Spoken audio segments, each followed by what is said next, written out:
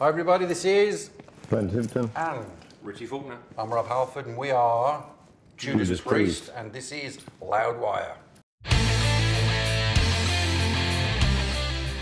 We've just looked at some of the, in the club room behind us on the 40th floor of the exotic Sony building, we've just been looking at some of the printouts of the vinyl. It looks absolutely incredible.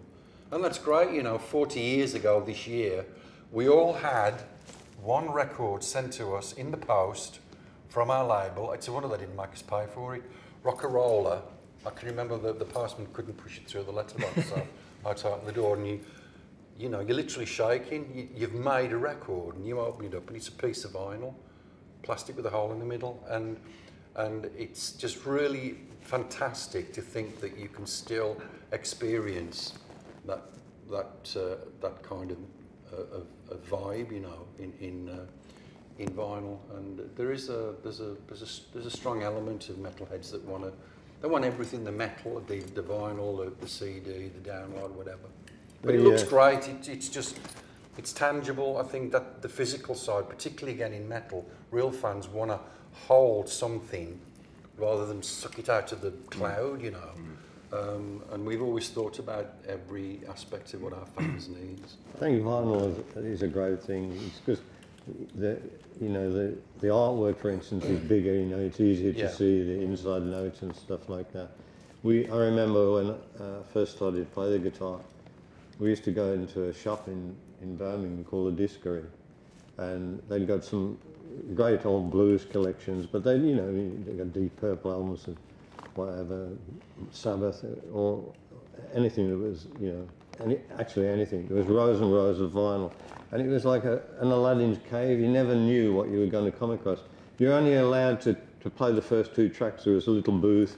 You go and put the album on the vinyl on a turntable, and you could play the first two tracks. You have to judge whether the album was good enough, and so everybody used to put the best first tracks on the first two, and the rest of the album was crap, you know. But it was exciting. You work hard and earn some money to go and buy that, and it was a valuable item. And it was a day out, wasn't it? I'm glad that vinyl's coming back. Who would have thought that vinyl would be making a resurgence? So you know, going back, as I said to the last question, anything's possible now. We were in Sweden, I think, a couple of years ago. I used to live in Sweden.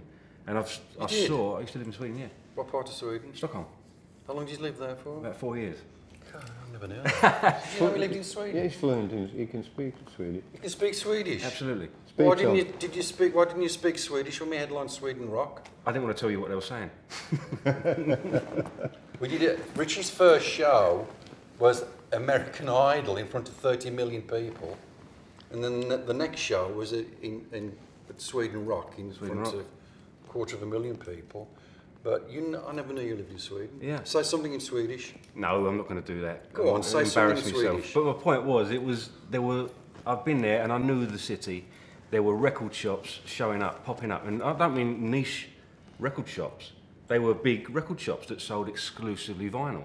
And, you know, bands were jumping on board on that, on the resurgence of the market. And I think it's a very interesting thing. You know, as you said, Glenn, the artwork, as it always has been, the artwork, you can hold it, as you said. This one's a gatefold sleeve, so there's, 2 discs in there. And it's a package, you know.